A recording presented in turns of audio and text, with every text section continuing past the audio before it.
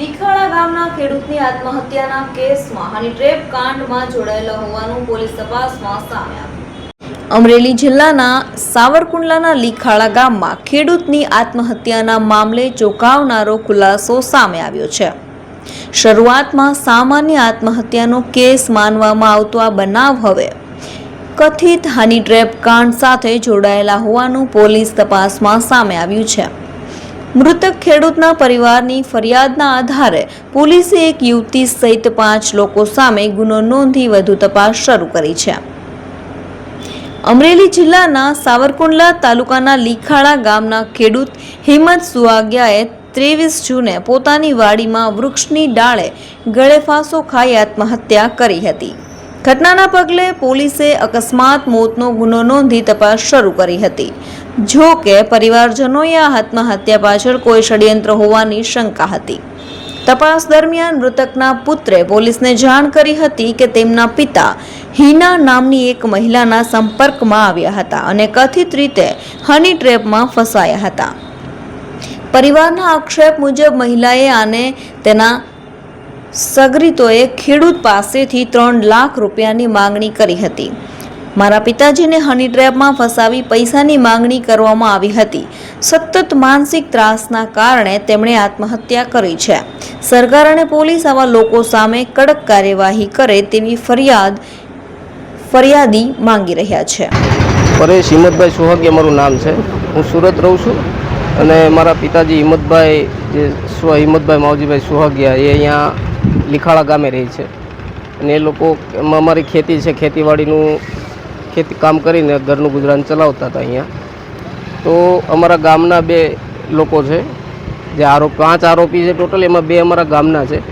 એ લોકો આજે હની ટ્રેપની જે આખી એની ટોળકી પ્રી પ્લાન કરીને આ લોકો એને નંબર રિફર કરે છે અને લેડીઝો દ્વારા ફોન કરાવે છે। વાત કરે ના કરે ગામના લોકો એ લોકોને માહિતી પહોંચાડે છે અને રાતના સમયમાં એ લોકો વાડીએ આવે છે, મહિલાને મોકલે છે ને ઉપરથી પાછળથી તરત એ લોકોના માણસો જ આવી જાય છે।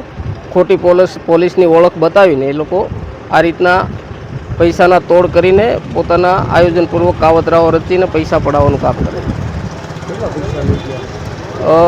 3 લાખ રૂપિયાની એ લોકોએ માગણી કરેલી, પણ એના આયોજનનો જે ભાગ અમારા ગામનો જ છે ભાઈ આરોપી રોહિત, એણે વચ્ચે પડીને 1.5 લાખમાં રકમ ફિક્સ કરે છે અને 80,000 રૂપિયા એ લોકો રાત્રે ઘરે આવીને મારા પપ્પા સાથે ઘરે આવે છે અને એ લોકો લઈને જાય છે અને ઘરે ખબર વગરના એ પૈસા લેવડાવીને આરોપીઓને અપાવે છે અને 80,000 રૂપિયા આપે છે ને બીજા પૈસા સવારે આપવાના હોય, જેથી એ રાતના ફોન કરીને ટોર્ચર કરે છે।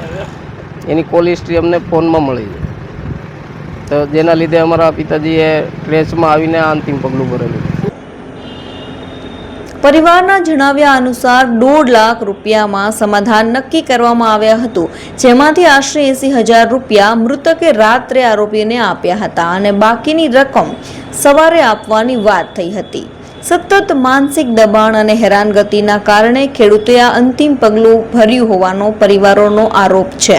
જ્યારે અન્ય ભોળા ખેડૂતો આવા હની ટ્રેપમાં ફસાઈને પરિવારના સ્વજનો ગુમાવતા હોય ત્યારે ગૃહમંત્રી હર્ષભાઈ સંઘવી કાયદાકીય કડક હાથે કામ લેવાની અપીલ પણ મૃતક ખેડૂતના પુત્રે કરી હતી।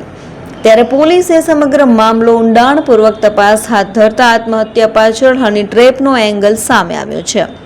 ત્યારબાદ એક યુવતી સહિત 5 લોકો સામે આત્મહત્યા કરવા મજબૂર કરવાની સહિતની વિવિધ કલમો હેઠળ સાવરકુંડલા તાલુકા પોલીસ સ્ટેશન ખાતે ગુનો નોંધવામાં આવ્યો છે। હાલ પોલીસ તમામ આરોપીઓની શોધખોળ કરી રહી છે। સાવરકુંડલા રૂરલ પોલીસ સ્ટેશનમાં એક એડીનો બનાવ બનેલ હતો। જે એડીના બનાવમાં જે મરણ ગયેલ છે હિંમતભાઈ માવજીભાઈ સુહાગિયા, તેમનું અગમ્ય કારણોસર ગળા ફાંસો ખાઈ અને એડી દાખલ કરવામાં આવી હતી। આ એડીની પોલીસ દ્વારા ઘણા સમયથી ઊંડાણપૂર્વક તપાસ કરવામાં આવી રહી હતી।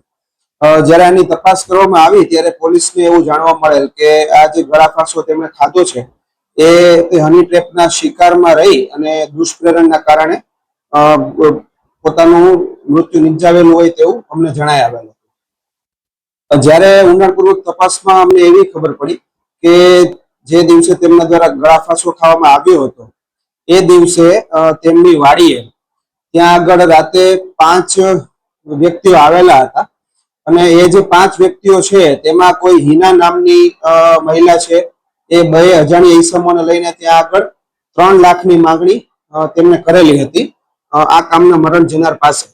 અને જે 3 લાખની માંગણીના અનુસંધાને કુલ 80,000 રૂપિયા જે આ કામના મરણ જનારના પાડોશી છે રોહિતભાઈ વેકરિયા, તે આમાં વચમાં રહી અને તેમને એને 80,000 રૂપિયા દેવડાવેલા હતા. બાકીના જે અમાઉન્ટ છે તે બીજા દિવસે આપવાનું નક્કી થયું હતું. અમરેલીના લીખાળા ગામમાં ખેડૂતની આત્મહત્યાના કેસમાં હની ટ્રેપનો કથિત એંગલ સામે આવતા અનેક સવાલો ઊભા થયા છે.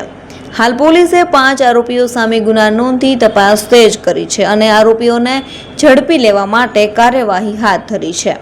હવે જોવાનું રહેશે કે તપાસમાં હજુ ક્યાં નવા ખુલાસા સામે આવે છે.